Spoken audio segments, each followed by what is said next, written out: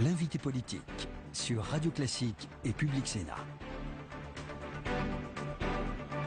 Voilà Luc Châtel, bonjour, bienvenue, bonjour. Merci d'être avec nous. Gilles, salut. Bonjour. Bienvenue évidemment. Alors vous êtes un peu, si je puis dire, le représentant de l'ONU dans cette affaire. Vous êtes du côté de Jean-François Copé, vice-président de l'UMP, mais vous avez toujours voulu tendre la main vers François Fillon. Et ce qu'on se disait, Gilles, ce matin, c'est qu'on a l'impression qu'on est totalement bloqué, quoi. C'est-à-dire que les dernières propositions sont rejetées par Fillon d'une manière définitive, c'est-à-dire évidemment cette idée qu'on pourrait voter après les municipales et qu'en plus le futur président de l'UMP ne puisse pas être candidat aux primaires et donc être candidat à la présidentielle. Au revoir, merci, vous dit-il. Vous lui diriez quoi ce matin, vous qui espérez désespérément qu'il se passe quelque chose? Écoutez, attendons la journée d'aujourd'hui, puisque pour la première fois depuis quelques jours, les deux candidats se parlent et se voient, vont se rencontrer aujourd'hui. Donc laissons-les débattre, discuter. Qu'est-ce qui guide ma démarche? Ce qui guide ma démarche, c'est la volonté coûte que coûte de sauver l'UMP. Voilà. Pourquoi? Parce que si demain à l'Assemblée nationale s'organise véritablement dans les faits un deuxième groupe dissident, qu'est-ce qui va se passer? Il va se passer que nous allons éclater devant les Français. C'est-à-dire que dans 6 mois... fait, hein. Oui, mais si vous voulez, si l'unité de l'UMP est préservée, nous sommes en début de législature, nous allons nous mettre au travail, nous allons élaborer notre projet, nous revoterons, et au total, nous sommes capables, en quelques mois, de reconquérir le cœur des Français. Simplement, si au contraire, demain, le groupe éclate en direct, dans 6 mois, vous avez un deuxième parti. Dans 4 ans, vous aurez 2 candidats à la présidentielle. Et au deuxième tour de la présidentielle, vous aurez Marine Le Pen. C'est ça le sujet. Donc, nous expliquer que ce groupe est provisoire, c'est de l'hypocrisie. Et est-ce que vous croyez à l'intervention de Nicolas Sarkozy demain, et qui en plus est menacé par la gauche, justement, d'être obligé de se retirer du Conseil constitutionnel si jamais il a le malheur de parler publiquement, et après Gilles enchaînera? Mais Nicolas Sarkozy n'intervient pas en direct. Nicolas Sarkozy, il est, comme tous les militants de l'UMP, malade de cette situation.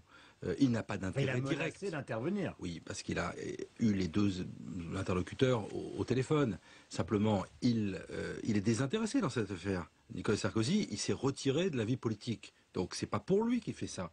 Simplement, il considère que voir sa famille politique, voir celui qui était il y a quelques mois son Premier ministre et celui qui était il y a quelques mois son secrétaire général, qui travaillaient tous les deux dans la même campagne, qui défendaient la même politique, se déchirer devant les Français, comme nous tous, ils ne l'acceptent pas. Gilles!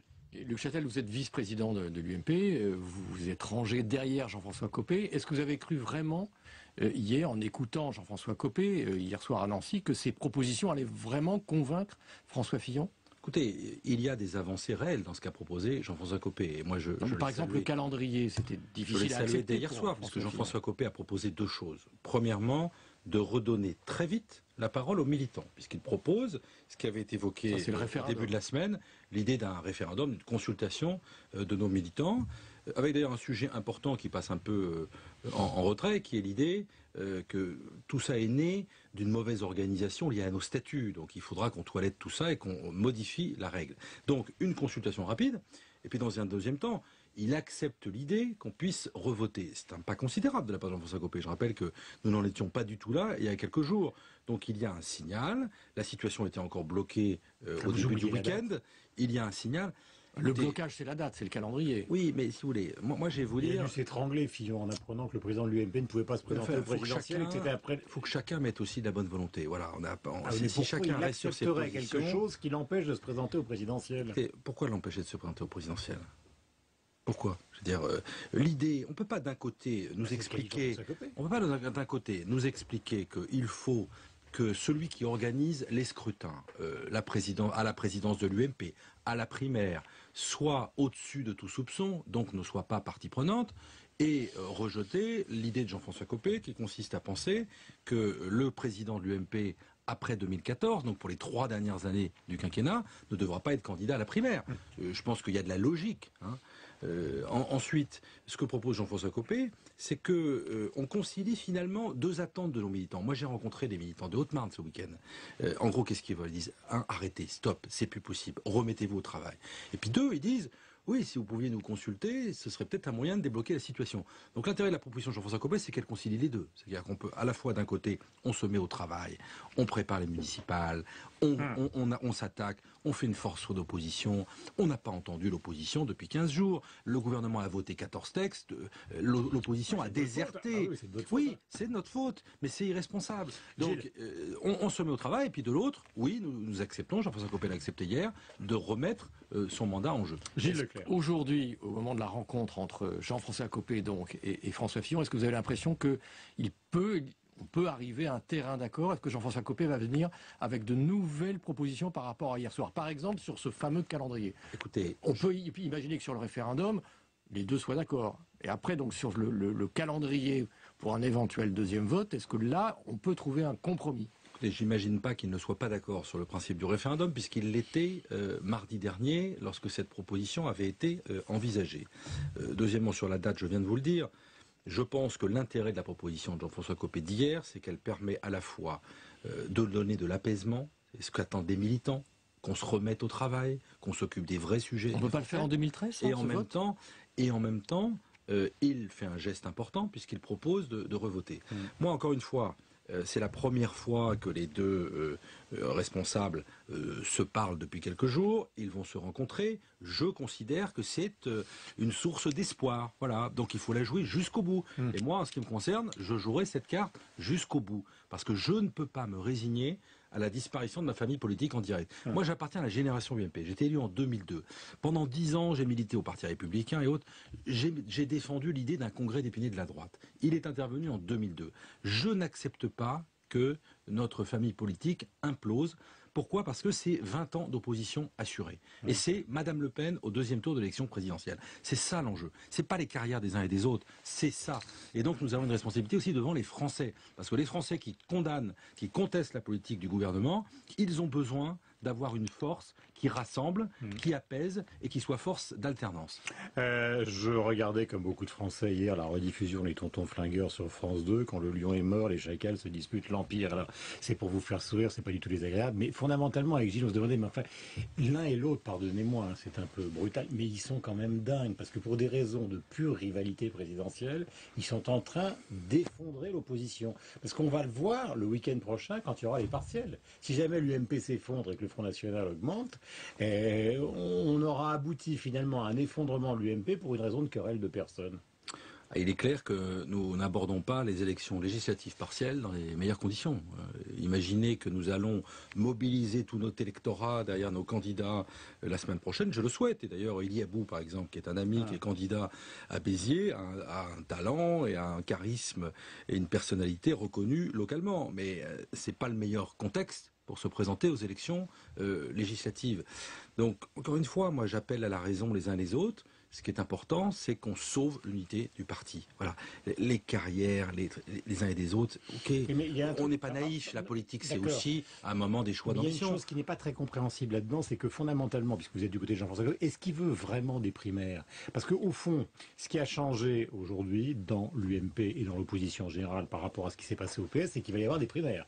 Avant qu'on prenne le parti pour être candidat, c'était la logique de la droite classique. Mais maintenant, il y a des primaires, donc c'est pas la logique. À moins que l'arrière-pensée de Jean-François Copé, c'est qu'il n'y ait pas de primaire. Non, Jean-François Copé a toujours été très clair. Il est favorable à l'organisation de primaires. Et d'ailleurs, c'est ce qui rassemble les deux candidats. Mais alors, quel est l'intérêt de se crisper sur l'UMP? Non, l'intérêt... d'abord, on ne va aujourd'hui... François Hollande n'était pas patron du PS quand il a été désigné par les primaires. Je partage votre analyse. Moi, je pense que aujourd'hui, la politique a changé. Le monde va plus vite, le monde change plus vite, les carrières politiques seront plus courtes, et tant mieux, il y aura de la respiration. Donc ce qui est important, c'est que nous organisions au mieux, nous préparions au mieux l'alternance pour 2016-2017.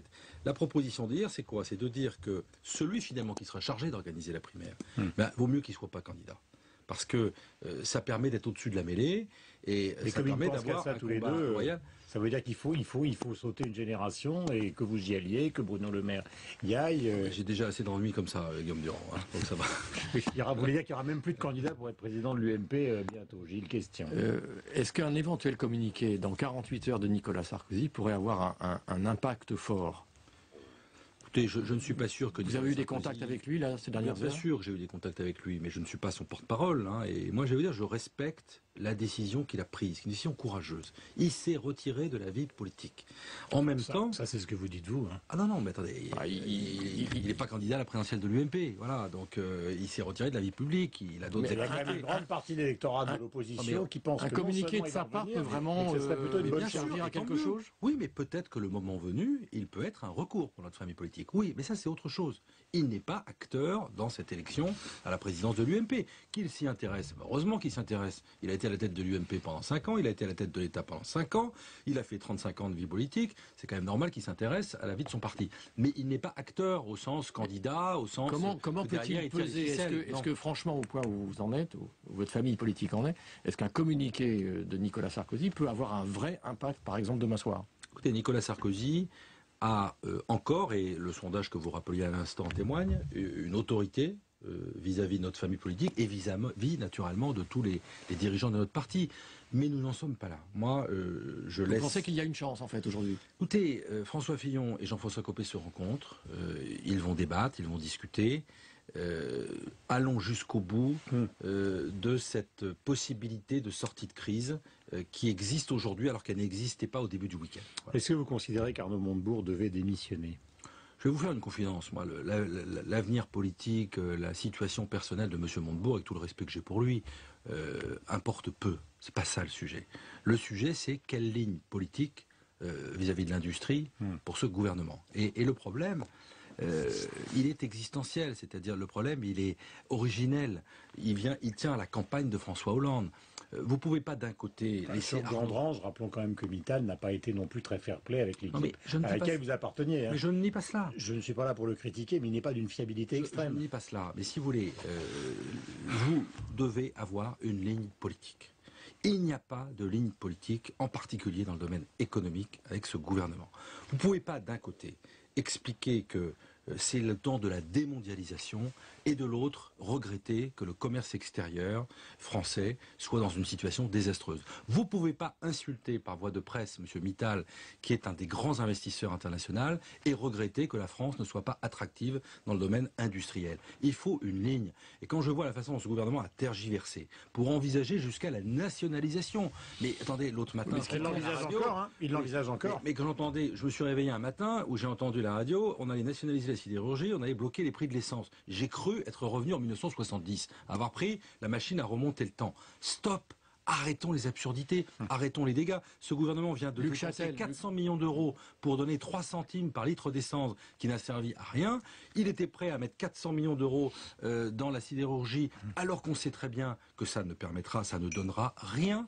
Et puis si on commence à la sidérurgie, à ce moment-là, toutes les entreprises en difficulté de France vont venir trouver le gouvernement en disant et nous, et nous, et nous. Le président de la Caisse des dépôts avait eu une remarque assez judicieuse en disant le rôle de l'État, ce n'est pas de s'occuper de tous les canards boiteux. Oui. Gilles, question. Donc justement, quand on regarde les décisions, elles vous font plutôt plaisir parce qu'au final, c'est plutôt une ligne social-démocrate qui semble l'emporter. C'est pas la nationalisation effectivement de la sidérurgie. Il y a un pacte de compétitivité. Même s'il y a en effet débat à gauche, à partir du moment où il y a décision du président de la République, c'est plutôt une ligne qui devrait vous faire plutôt plaisir. Non mais au final, les décisions... Naturellement, le pire a été écarté, c'est-à-dire la nationalisation. Mais je ne sais rien du repreneur de Florange. Et puis surtout, le sujet, c'est pas ça. Le sujet, c'est comment notre industrie dispose des armes nécessaires pour se redresser, pour être concurrentielle, pour être compétitive. Or, la principale mesure qui figurait dans le rapport gallois a été écartée, la principale. On nous a vendu un crédit d'impôt. Ce crédit d'impôt, il va être différé, il aura un impact mineur par rapport au sujet 20 milliards quand même pour les entreprises, c'est pas rien. 20 milliards pour les entreprises, ça ne veut rien dire. Dans quel cas, dans quelles circonstances, sur quelle entreprise? Et vous savez très bien que les entreprises, elles ont besoin de stabilité fiscale. Une règle simple vaut bien mieux que des règles approximatives différées. Donc la baisse des charges, c'est lisible, c'est simple et c'est efficace, on le sait. Et c'est ce qu'attendent les industriels. Et encore une fois, moi j'ai trouvé les... Dernier mot.